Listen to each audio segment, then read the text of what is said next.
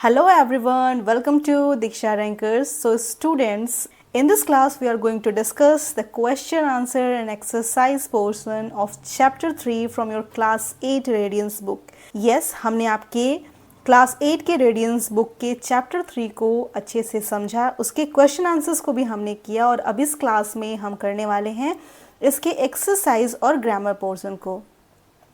अगर आपने हमारे चैप्टर एक्सप्लेनेशन और क्वेश्चन आंसर वाले वीडियोस को नहीं देखा है तो वे सारे वीडियोस आपको दीक्षा रैंकर्स के प्लेलिस्ट में मिलेंगे, आप जाकर उन वीडियोस को देख सकते हैं। मैं आपसे रिक्वेस्ट करूंगी कि इस क्लास को अटेंड करने से पहले एक बार उन वीडियोस को देख लें ताकि इस सेशन को समझना आपके लिए आसान हो जाए। तो चलिए आज की क्लास को हम स्टार्ट करते हैं। And the first question from your exercise portion is word study. Word study is the most interesting part of your exercise. Fill in the blanks in the following sentences with the words given below. आपको कुछ words दिए गए हैं और उन words को आपको इन blanks में fill करना है। तो आइए सबसे पहले हम words देख लेते हैं। पहला word है clean और clean का मतलब होता है स्वच्छ, साफ, dreamt. dreamt जो है वो है dream का past tense जिसका meaning होता है सपना देखा। नेक्स्ट है लॉन्गर. लॉन्गर मतलब होता है लंबा. कोटियर्स. कोटियर्स मतलब जो राजा के दरबार में दरबारी होते हैं उन्हें हम कहते हैं कोटियर्स. नेक्स्ट है जेस्चर. जेस्चर मतलब होता है विदूषक, एक ऐसा व्यक्ति जो फन लविंग होता है उसे हम बोलते हैं जेस्चर. नेक्स्ट है डंग. डंग डंग मतलब आप सबको पता है, डंग का मतलब होता है गोबर. सो the first question is Gopal was a dash in the rajas court. Gopal जो था वह राजा के दरबार में था. तो गोपाल राजा के दरबार में क्या था? गोपाल राजा के दरबार में एक जेस्चर था, एक विदूषक था. तो आपके फर्स्ट ब्लैंक में जो वर्ड जाएगा वो है जेस्चर. नेक्स्ट है Raja dash the Gopal fell into the pool of horribly smelly. सबको यहाँ पे इजीली विजिबल है कि राजा ने सपने में देखा कि जो गोपाल था वह एक हॉरिबली मतलब गंदे से तालाब में गिर गया जो कि बदबूदार गोबर से भरा हुआ था. तो पहले ब्लैंक में हो जाएगा ड्रीम्ड. क्योंकि हमारा सेंटेंस पास्ट टेंस में है इसलिए यहाँ पर हम यूज़ करेंगे ड्रीम का past tense which is dreamed. Dreamed और लास्ट ब्लैंक में हो जाएगा डंग. डंग मतलब होता है गोबर. नेक्स्ट है on hearing Raja's dream the blank burst on laughing. Raja का सपना सुनकर वे डैश से हंस पड़े. कौन हंस पड़े? राजा का सपना सुनने के बाद कौन थे जो हंस रहे थे? वो थे कोटियर्स. कोटियर्स मतलब राजा के जो दरबार में दरबारी थे, वे राजा का सपना सुनने के बाद हंस पड़े. नेक्स्ट है Gopal had a blank dream. देखा जो गोपाल का सपना था वो कैसा था? गोपाल का सपना जो था वो राजा के सपने से थोड़ा लंबा था. तो यहाँ पे हो जाएगा फोर्थ में लॉन्गर. नेक्स्ट है Gopal and the king were licking each other in order to dash themselves. Gopal और राजा एक दूसरे को चाट रहे थे. किस लिए चाट रहे थे? एक दूसरे को साफ करने के लिए, एक दूसरे को स्वच्छ करने के लिए. तो आपके फिफ्थ ब्लैंक में हो जाएगा क्लीन. यहाँ पे आपका ये वाला पोर्शन वर्ड स्टडी का फर्स्ट पोर्शन कंप्लीट होता है. अब हम देखते हैं अपना next question which is find word from the story the words which are opposite of the words given below.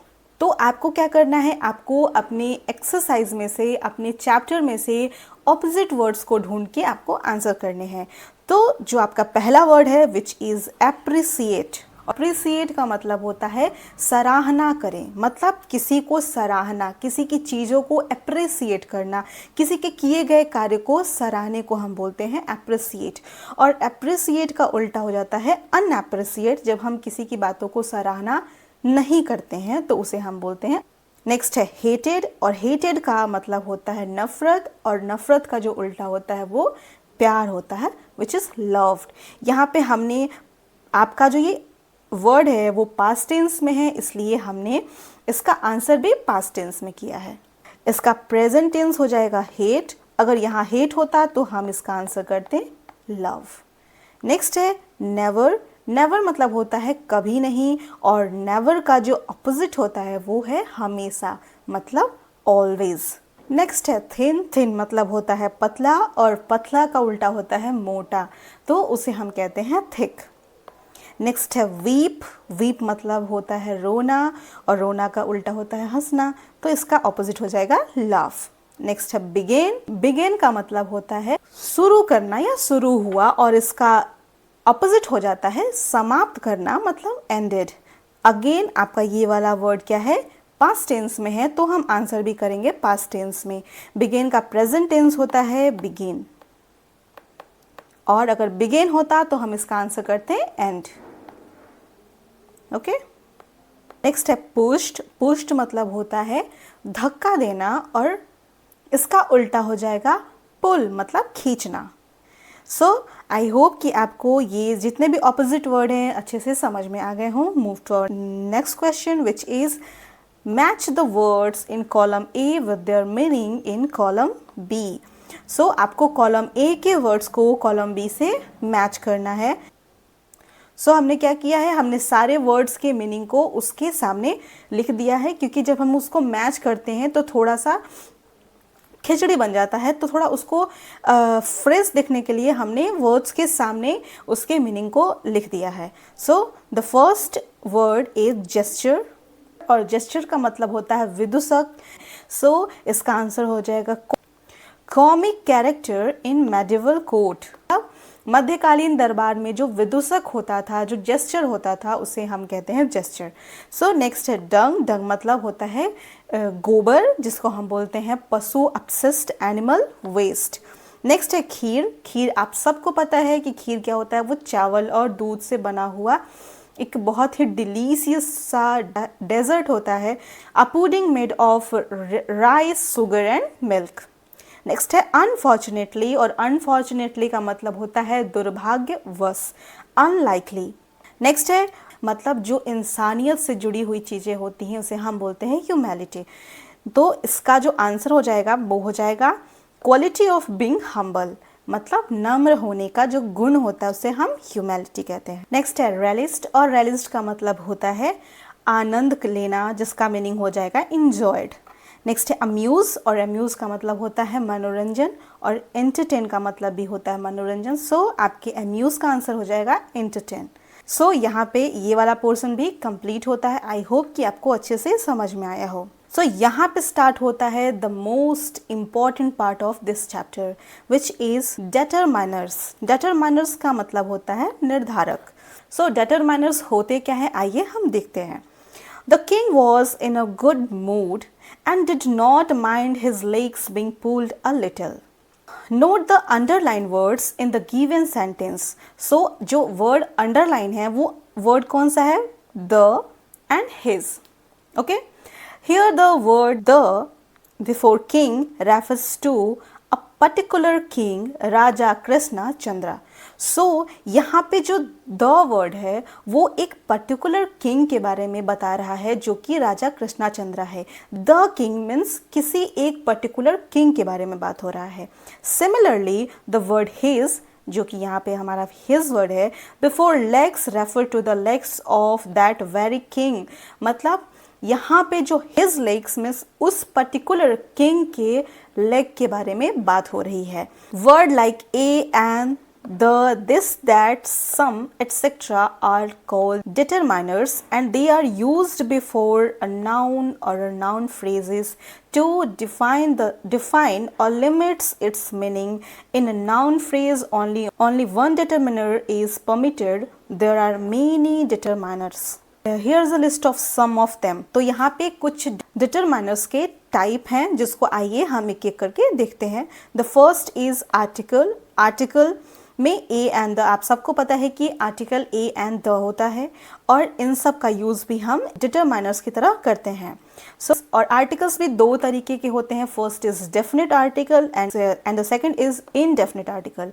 जो हमारा डेफिनेट आर्टिकल होता है वो होता है द, और इनडेफिनेट आर्टिकल में आते हैं a and an. So the first example is the dog is barking. So यहाँ पे जो हमारा द है वो एक पर्टिकुलर डॉग के बारे में बता रहा है। द डॉग इज बार्किंग, मतलब कोई एक डॉग है जो कि भौंक रहा है। नेक्स्ट है पोसेसिव प्रोनाउन।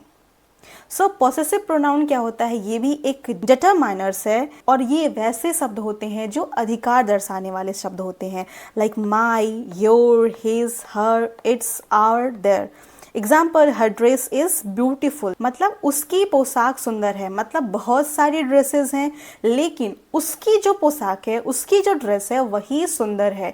सो ये भी क्या करता है? डिटरमाइन करता है किसी एक पर्टिकुलर ड्रेस को। सो यहाँ पे ये अधिकार दर्शाता है। नेक्स्ट है क्वांटिफायर्स। क्वांटिफायर्स मतलब होता है परिमाण दर्शाने वाले शब्द। वे शब्द जो किसी चीज़ का परिमाण बताते हैं, क्वांटिटी बताते हैं। सो सम, मेनी, फ्यू, ऑल, सेवरल, ये कुछ डिटरमाइनर्स हैं जो कि क्वांटिफायर्स हैं। एग्जाम्पल लेते हैं, many people attend the event. So जो यहाँ पे हमारा मेनी है वो एक डिटरमाइनर है। सो ये जो क्वांटिफायर्स है ये क्वांटिटी बताते हैं। नेक्स्ट है इंट्रोगेटिव डिटरमिनर्स, मतलब प्रश्नवाचक निर्धारक, जिसमें आते हैं which, what, whose, used to ask question about a noun. Example, which book are you reading, कौन सी किताब आप पढ़ रहे हैं। सो ये किताब के बारे में बता रहा है, कौन सी एक पर्टिकुलर किताब के बारे में पूछ रहा है।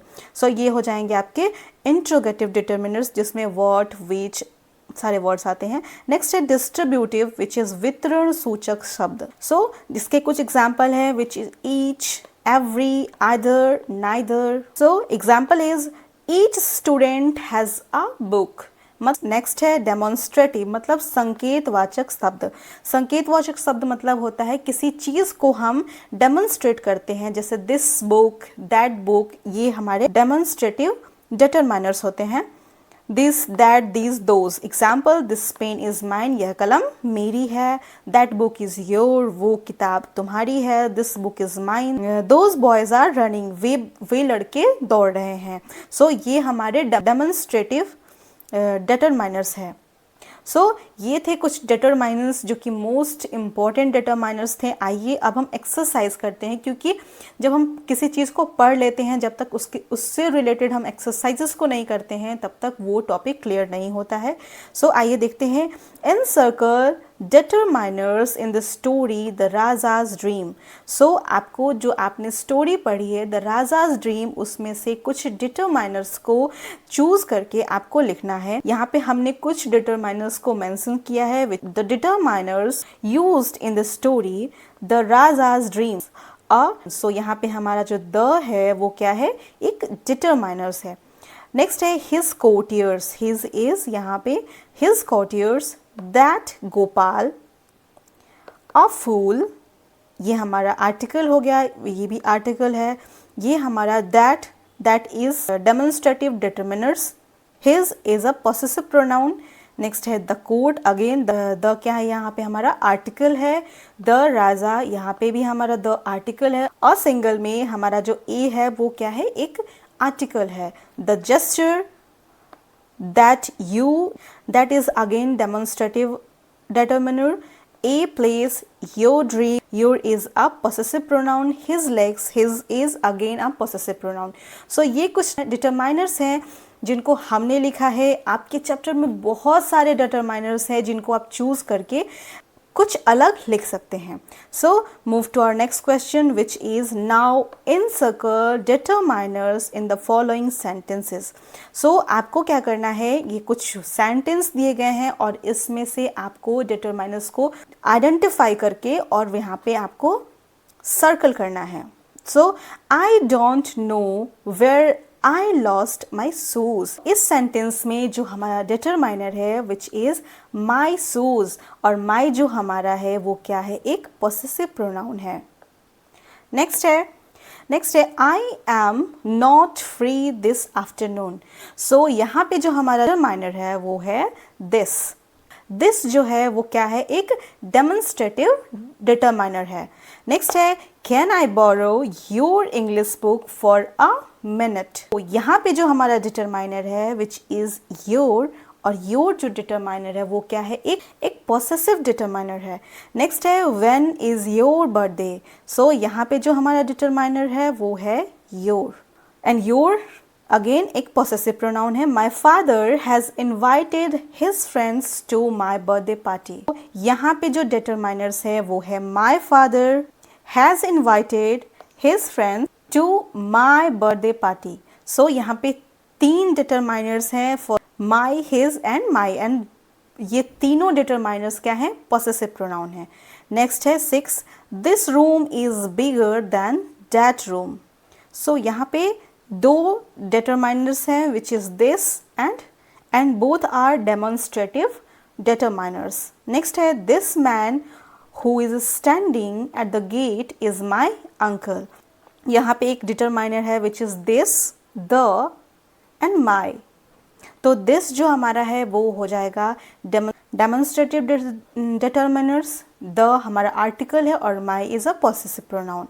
I am busy these days, these हमारा यहाँ पर एक डिटरमाइनर है, ये एक डेमोन्स्ट्रेटिव डिटरमाइनर है। आई नीड सम वाटर, सम यहाँ पे हमारा डिटरमाइनर है, ये एक क्वांटिफायर है। सो आई होप कि आपको डिटरमाइनर्स अच्छे से समझ में आ गए हों।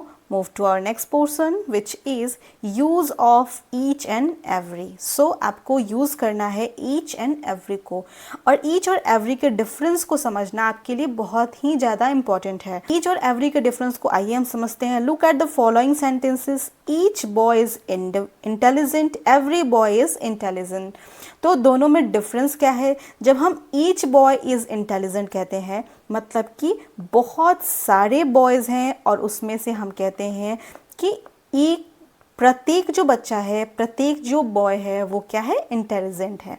तो यहाँ पर हम एक एक इंडिविजुअल के बारे में बात करते हैं, तो यहाँ पे हम यूज़ करते हैं ईच।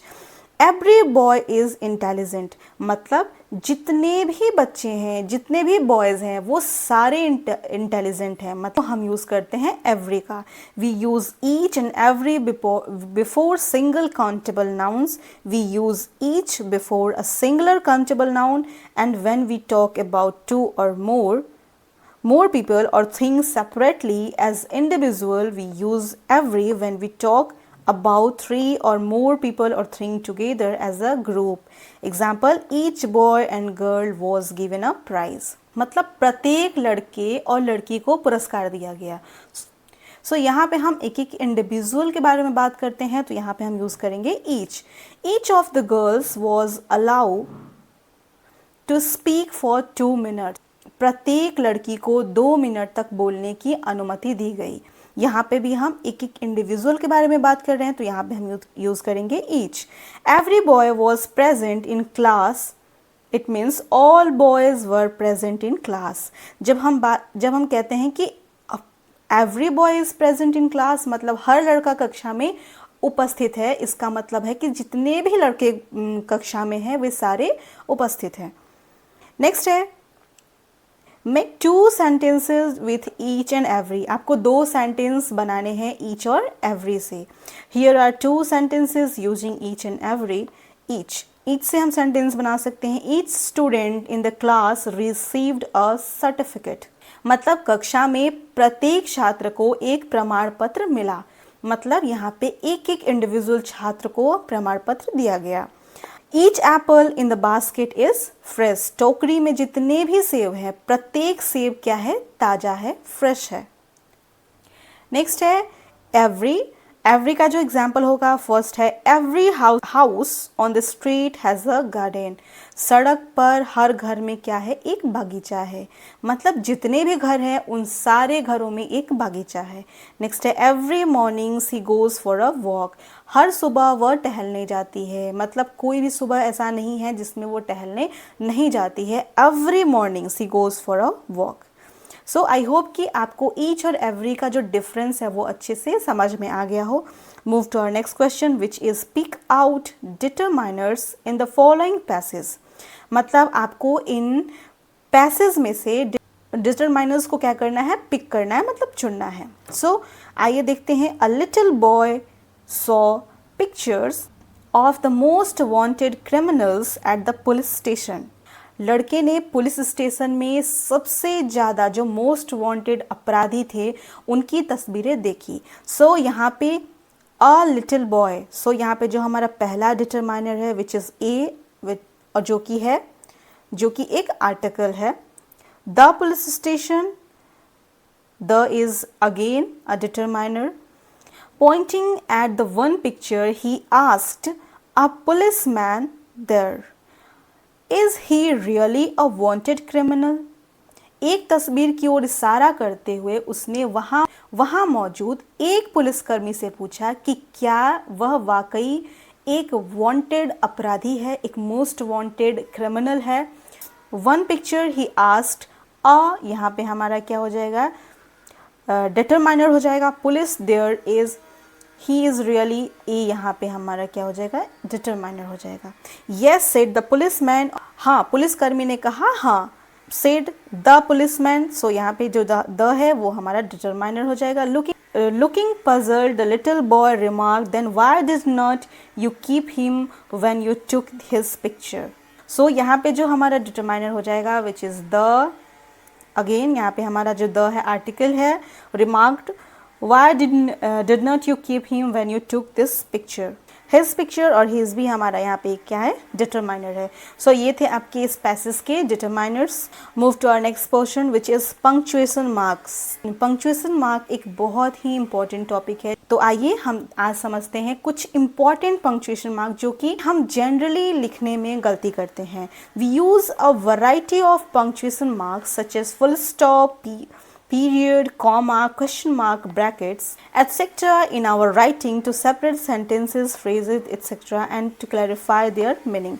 सो हम बहुत सारे पंक्चुएशन मार्क्स का यूज़ करते हैं सेंटेंसेस को सेपरेट करने के लिए, कंस्ट्रक्ट करने के लिए और उसका सही अर्थ निकालने के लिए.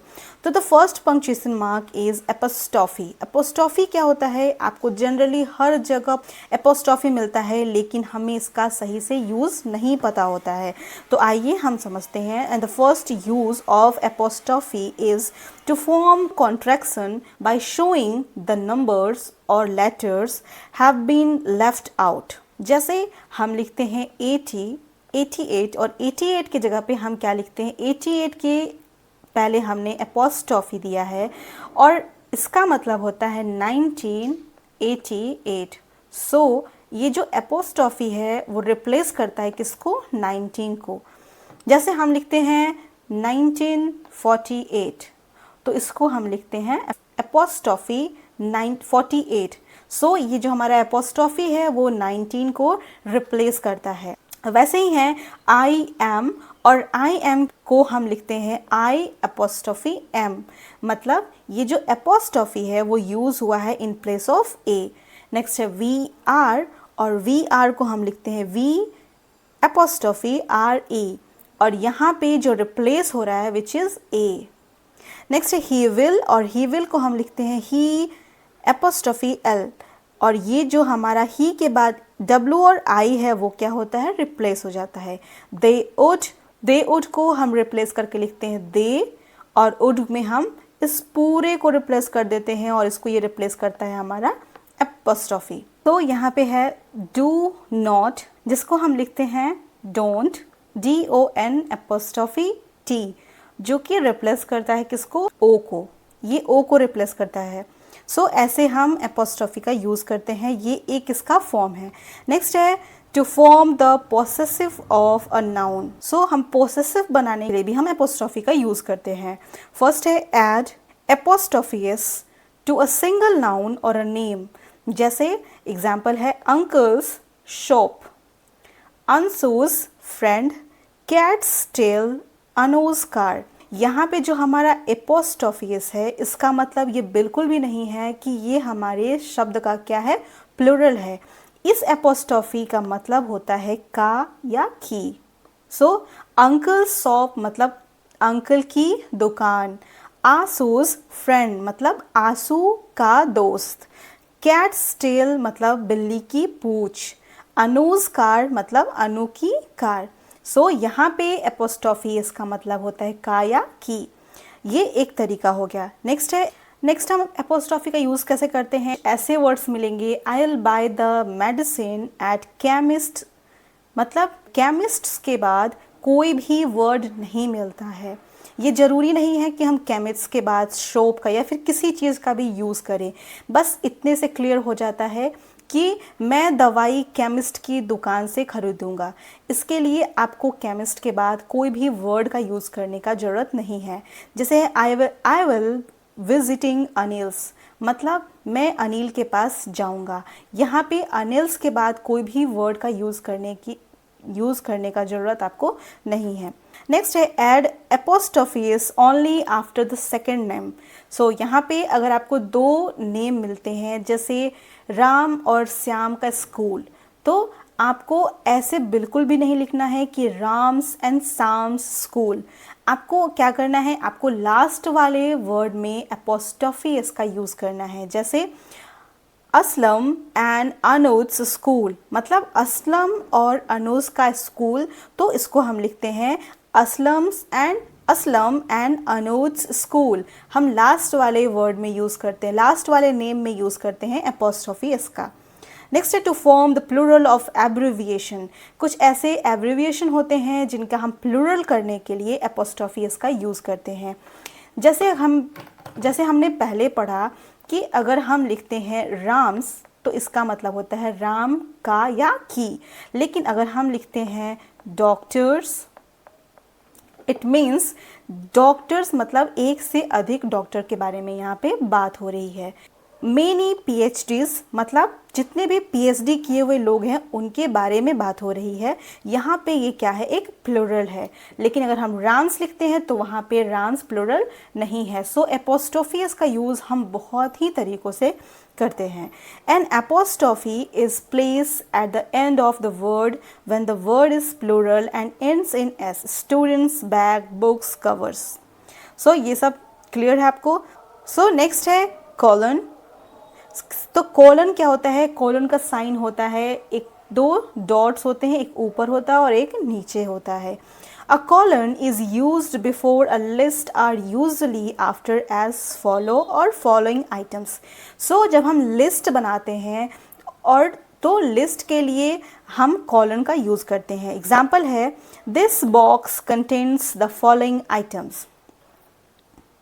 इस बॉक्स में निम्नलिखित वस्तुएं हैं और उसके बाद हमने यूज़ किया है कॉलन का।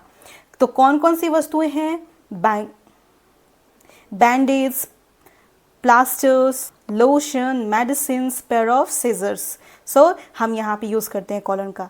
It is use to separate the hour from the minute when tells time. हम क्या करते हैं, आवर और मिनट को सेपरेट करने के लिए भी कॉलन का यूज़ करते हैं।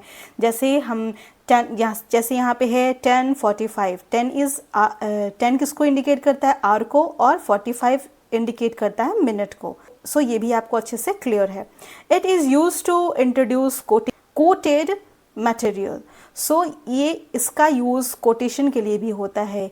जैसे कि हम कहते हैं ना कि मेरे दादाजी ऐसा कहा करते थे, और उसके बाद हम लगाते हैं कोलन और फिर उनका स्टेटमेंट। जैसे the headmaster of our school often used to tell us this quotation. जो हमारे स्कूल के प्रधानाध्यापक थे वो अक्सर हमें एक कोटेशन सुनाते थे, and the quotation is writing makes a man perfect. लेखन मनुष्य को परिपूर्ण बनाता है, और इसको हम यूज़ करते हैं इन्वर्टेड कॉमा में यूज़ करते हैं, क्योंकि एक स्टेटमेंट है तो ये आएगा आपको इन्वर्टेड कॉमा में। नेक्स्ट है सेमीकोलन। और सेमीकोलन का यूज़ हम कहाँ करते हैं, to joint two sentences, independent clauses or a series of items which are closely connected in meaning। तो दो इंडिपेंडेंट क्लॉजेस को, मतलब दो ऐसे सेंटेंसेस को जो इंडिपेंडेंट है, जिसका अपने आप में अर्थ जो है परिपूर्ण है, लेकिन फिर भी हम उसको वो कहीं ना कहीं एक दूसरे से जुड़े होते हैं, तो इस ऐसे प्लेस पर हम यूज़ करते हैं सेमीकोलन का। एग्जाम्पल है he gives us smoking, obviously he fears contracting one of the smoking related disease. जैसे है कि वह धूम्रपान छोड़ देता है, जाहिर है उसे धूम्रपान से संबंधित किसी बीमारी के होने का डर है। सो ये दोनों सेंटेंसेस इंडिपेंडेंट हैं और दोनों का अपना अपना मीनिंग है, और ये अपने आप में कंप्लीट है, लेकिन कहीं ना कहीं ये एक दूसरे से जुड़े हुए हैं, तो यहाँ पे हम यूज़ करते हैं सेमीकोलन का। नेक्स्ट है To join two complete sentences into a single written sentence when two sentences are too closely related to be separately by a full stop and there is no connecting word which would require a comma such as and or but. So दो ऐसे sentences होते हैं जो कि complete होते हैं, कहीं ना कहीं अगर हम उस वर्ड को फुल स्टॉप बट और एंड से जोड़ते हैं तो वो जस्टिफाई नहीं करता है, तो ऐसी सिचुएशन में भी हम सेमीकोलन का यूज़ करते हैं। जैसे he has no money he felt helpless, उसके पास पैसे नहीं थे और वह असहाय महसूस करता था, तो यहाँ पे हम यूज़ करते हैं सेमीकोलन का। To join two independent clauses when the second clause restarted the first or when the two clauses are to equal emphasize. So दो sentences होते हैं जो दो independent clause होते हैं, दो sentences जो अपने आप में complete होते हैं, लेकिन जो हमारा लास्ट का वर्ड होता है वो फर्स्ट वर्ड को एम्फसाइज करता है, तो ऐसे सिचुएशन में भी हम सेमीकोलन का यूज़ करते हैं। रोड कंस्ट्रक्शन इन तरुणी has hindered travel around village. Streets has become covered with the bulldozer, trucks, cement, etc. मतलब जो स्ट्रीट है वो कवर हो गई है बुलडोज़र और ट्रक से, सीमेंट से। क्यों कवर्ड हो गई है, ये एम्फसाइज करता है फर्स्ट सेंटेंस को। तो इसका रीज़न क्या है, जो तरुणी है उसमें सड़क निर्माण के कार्य से गांव में आवागमन बाधित हो गया है और जो स्ट्रीट है और सड़कें बुलडोज़र, ट्रक, सीमेंट आदि से ढक गई हैं। सो ये दोनों सेंटेंस अपने आप में कंप्लीट है, लेकिन जो हमारा लास्ट वाला सेंटेंस है वो हमारे फर्स्ट सेंटेंस को क्या करता है, इक्वली एम्फसाइज करता है। To join two complete sentences into a single written sentence where the second sentence begin with a conjunctive adverb such as however, nevertheless, accordingly, consequently और instead. दो पूर्ण वाक्यों को एक लिखित वाक्य में जोड़ना जहाँ पर कि वाक्य संयोजक क्रिया विशेषण से शुरू होता है, कंजंक्शन से शुरू होता है। कंजंक्शन हमने पहले भी आपको बताया है कि कंजंक्शन में इसका मीनिंग इसके वर्ड में ही छुपा हुआ है, कन और जंक्शन। जंक्शन मतलब होता है जॉइंट करने वाला। सो जो दो इंडिपेंडेंट क्लॉजेस को जॉइंट करता है उसे हम कहते हैं conjunction. I wanted to make my speech short, however there was so much to cover. मैं अपना भाषण छोटा रखना चाहता था, हालांकि उसमें बहुत कुछ शामिल करना था। सो आप यहाँ पे भी सेमीकोलन का यूज़ करते हैं। To separate item in a list when one or more of those item contents a comma. So यहाँ पे कोमा के साथ आप लिस्ट के आइटम्स को सेपरेट करते हैं, लेकिन कब हम इसको सेमीकोलन के थ्रू सेपरेट करते हैं, आइए देखते हैं। The speaker included Radha Mohan Meena comma the commissioner. So यहाँ पे हमने एक कोमा को यूज़ किया है, लेकिन यहाँ पे भी हमको एक किसी चीज़ की रिक्वायरमेंट है ताकि हम नसरुद्दीन खान को हम राधा मोहन मीना द कमिश्नर से अलग करें। तो ऐसे सिचुएशन में जब हम एक कोमा का यूज़ कर चुके होते हैं तो हम यूज़ करते हैं सेमीकोलन का। Nasruddin Khan comma the education officer semicolon and Ajay Chaudhary comma the principal. So हमने इन सबको सेमीकोलन से अलग किया है। नेक्स्ट है हाइफन। हाइफन जो होता है वो डैश की तरह होता है। A hyphen is use to join two word or more to form compound words. जैसे कि एग्जाम्पल है लुक, गुड लुकिंग, इसको हम हाइफन से ऐड करते हैं। प्रो इंडिया 41, आप जब भी 41 42 लिखते हैं तो उसके बीच में आप यूज़ करते हैं हाइफन का। डॉटर इन लॉ, सो यहाँ पे हम डॉटर इन और लॉ को अलग। It is use for periods of time when you might otherwise use to. Periods of time के लिए भी हम हाइफन का यूज़ करते हैं। द ईयर 2009 से 2009 to 2011, September to December. To link two connected words, so the Patna Delhi train, यहाँ पे भी हम पटना से दिल्ली की ट्रेन के लिए, पटना दिल्ली ट्रेन के लिए हम बीच में यूज़ करते हैं हाइफन को। नेक्स्ट है डैश। डैश भी हाइफन की तरह ही होता है। A dash is something use to instead of a colon और अ सेमीकोलन। सो हम डैश को यूज़ करते हैं जब हम सेमीकोलन और कोलन का यूज़ नहीं कर रहे होते हैं। एग्जाम्पल है quick go now, the police are coming for you. So यहाँ पे हमने बहुत सारे पंक्चुएशन मार्क्स के बारे में पढ़ा और आइए हम करते हैं कुछ क्वेश्चंस, क्योंकि जब तक हम क्वेश्चन नहीं करते हैं कोई भी चीज़ को समझना आपके लिए डिफ़िकल्ट हो जाता है। सो आइए क्वेश्चन करते हैं। Add what you think are appropriate punctuation mark to the sentence below. So आपको यहाँ पे जो पंक्चुएशन मार्क हैं जो कि यहाँ पे छूट गए हैं उन सबको यहाँ पर यूज़ करना है। सो the first sentence is Our neighbor's dog likes to chew bones. So यहाँ पे जो neighbors है वो पड़ोसी का कुत्ता, मतलब पड़ोसी के डॉग के बारे में बात हो रही है, तो यहाँ पे हो जाएगा ये neighbor के बाद हमारा हो जाएगा apostrophe s। नेक्स्ट है Ansu's sister is a doctor in Apollo Hospital. सो यहाँ पे हो जाएगा अंशु के बाद हम यूज़ करेंगे अंशु के बाद एपोस्ट्रोफी एस। नेक्स्ट है last week we read the cat bird seat a short story by James. So last week के बाद हो जाएगा यहाँ पे आपको comma we read the, so यहाँ पे आपको द कैट बर्ड सीट एक शॉर्ट स्टोरी है, तो द कैट बर्ड सीट को हम बंद करेंगे किसमें, इन्वर्टेड कॉमा में। नेक्स्ट है our 3 children Anu, Anil and Aniket like playing cricket. So यहाँ पे अनिल, अनु और अनिकेत हैं, तो अनिल और अनु के बीच में सबसे पहले क्या होगा, कॉमा होगा। नेक्स्ट है in 3 weeks time will have to begin school again. So यहाँ पे हो जाएगा in 3 weeks time will have to begin school, यहाँ पे हो जाएगा कॉमा और वी विल की जगह पे हम यूज करेंगे we will have to begin school again.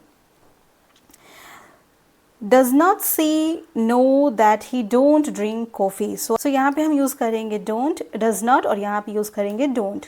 Next है it is important that the puppy learn to find his way home. So यहाँ पे हम यूज़ करेंगे it's important. So यहाँ पे हम यूज़ करेंगे it's important that the puppy learns to find its way home. Next है she did not hear her children cries. तो यहाँ पे हमारा हो जाएगा children's cries. Next है my friend's name has 2 AS. So यहाँ पर AS के बाद हो जाएगा apostrophe S, A's. The man whose face was white said that he had spent his 2 weeks vacation in Sikkim. So the man whose face was white, comma, said that he had spent 2 weeks vacation in Sikkim. Next है no, the taxi driver said politely, I cannot take you to the airport. So यहाँ पे हो जाएगा हमारा no के बाद comma और I cannot take you to the airport in 50 minutes, और ये एक statement है तो इसको हम डालेंगे inverted comma में. Next है Anvesha is trying hard in school this semester, her father said. तो यहाँ पे क्या है, Anvesha is trying hard in the school, और ये क्या है, एक स्टेटमेंट है तो अगेन इसको हम एक इन्वर्टेड कॉमा में ऐड करेंगे. This semester her father said, full stop. Next है when did Roosevelt say we have nothing to fear but fear itself. When did Roosevelt say, यहाँ पे हम डालेंगे कोलोन कि ये एक स्टेटमेंट है तो इसको हम एक इन्वर्टेड कॉमा में डालेंगे. There was only one thing to do, study till dawn. There is only one thing to do के बाद हम यूज़ करेंगे comma, study till dawn. Following are primary colors, और यहाँ पे हम यूज़ करेंगे कॉलन का red, comma blue and yellow.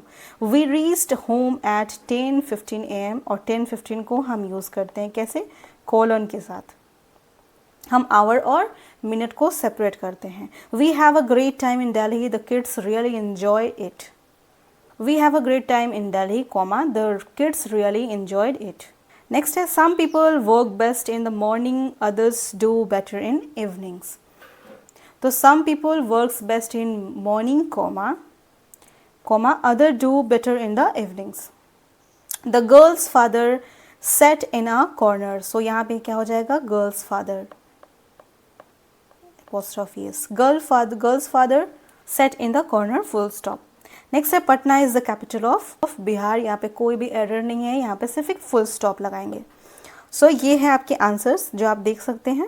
सो यहाँ पे आपका ये वाला जो पोर्शन था वो कंप्लीट होता है. Move to our next portion which is let's talk. Let's talk is another interesting chapter from your exercise. तो आइए हम देखते हैं कि लेट्स टॉक में क्या है. Work in group and discuss the following. मतलब आपको ग्रुप में इस चीज़ को डिस्कस करना है. It is not right to mock at others. So दूसरों का मजाक उड़ाना उचित नहीं है. मतलब दूसरों का मजाक उड़ाना अच्छी बात नहीं होती है. इस टॉपिक पे आपको ग्रुप में डिस्कस करना है. सो आप अपने ग्रुप में बैठकर इसको डिस्कस करेंगे. यहाँ पे हमने एक छोटा सा डिस्कशन जो कि यहाँ पे मेंशन किया है. आप इसके रेफरेंस पे आप खुद क्लास में अपने क्लासमेट्स के साथ इस टॉपिक को डिस्कस कर सकते हैं. So your answer is mocking other is wrong because it can hurts their feelings. So दूसरों का मजाक उड़ाना क्या है, गलत है, क्योंकि इससे उनकी भावनाओं को ठेस पहुंच सकती है. It makes people feel bad about themselves and no one likes to be teased. इससे लोगों को अपने बारे में बुरा लगता है और कोई भी व्यक्ति चिढ़ना पसंद नहीं करता है.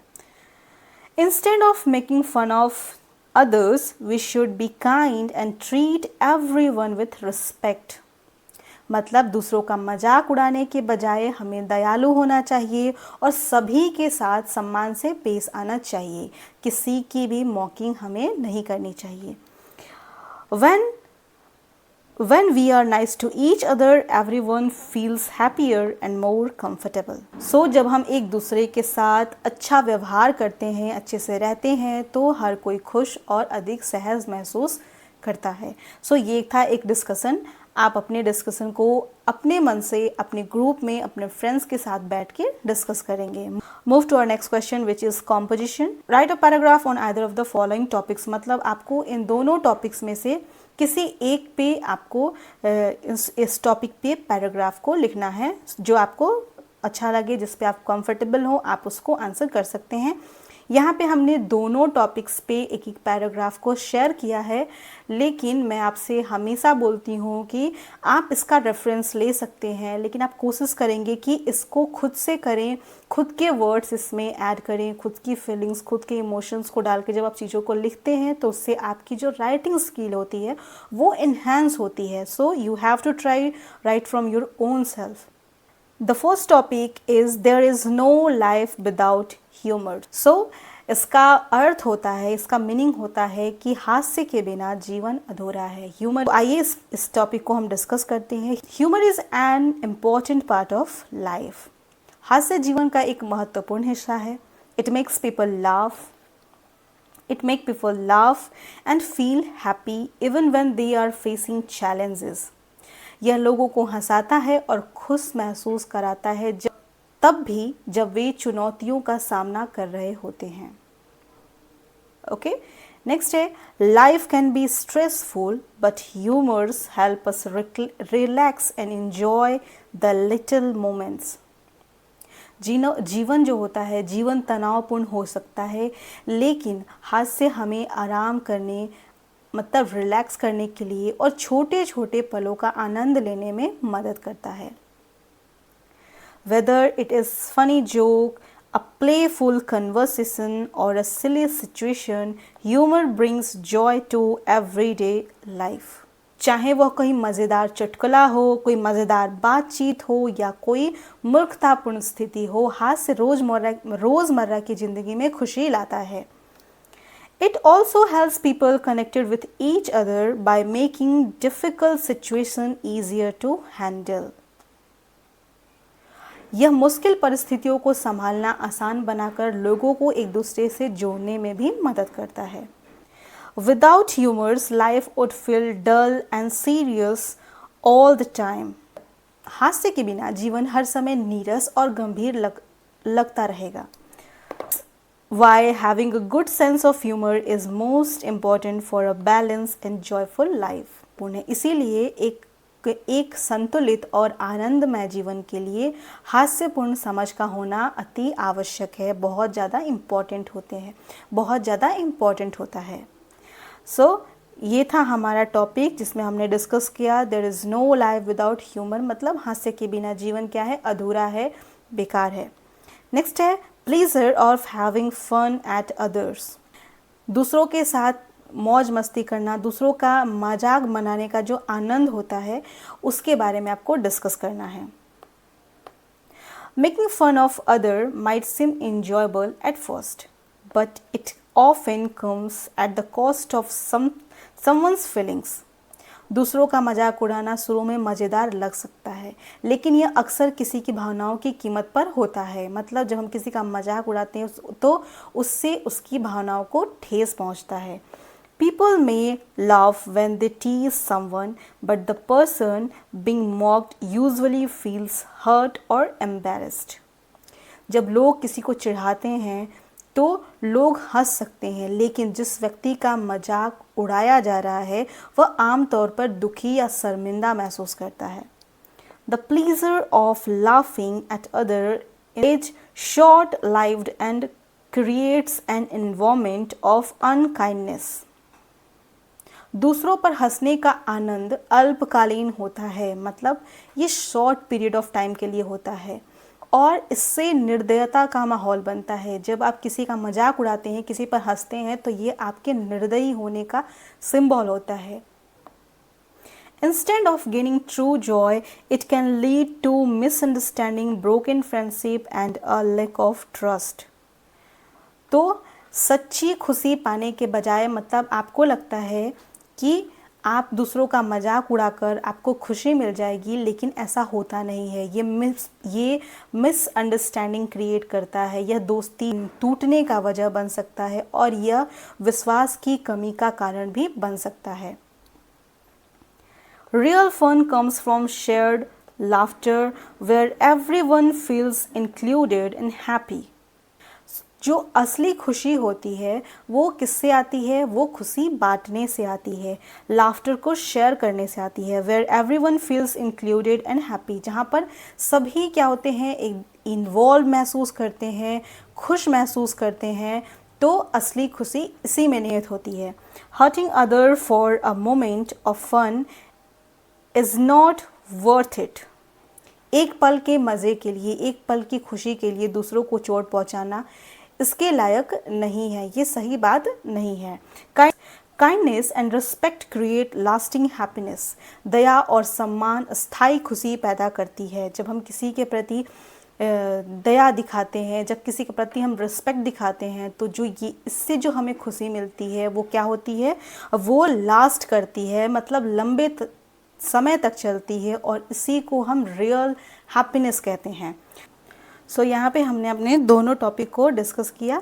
आई होप कि आपको ये पूरा चैप्टर अच्छे से समझ में आया हो। हमने एक एक क्वेश्चन, एक्सरसाइज और ग्रामर पोर्शन के जितने भी क्वेश्चंस थे उन सबको हमने अच्छे से डिस्कस किया, समझा। आई होप कि आपको सारे क्वेश्चन अच्छे से समझ में आ गए हों। अगर आपको इस चैप्टर के रिगार्डिंग कोई भी डाउट हो, कोई भी क्वेरीज हो, तो आप हमारे कमेंट बॉक्स में जा सारे डाउट और क्वेरीज को वहाँ पे लिख सकते हैं। हम कोशिश करेंगे कि आपके आंसर्स को रिप्लाई करें। सो आज का क्लास आपको कैसा लगा? Do tell me in the comment section and don't forget to like the videos. अपने फ्रेंड्स के साथ, अपने क्लासमेट्स के साथ हमारे वीडियोज़ को शेयर करें और अगर हमारे चैनल दीक्षा रैंकर्स पे आप नए हैं तो हमारे चैनल को सब्सक्राइब करना बिल्कुल ना भूलें। सो अभी के लिए इतना ही। Bye bye, take care and have a nice day.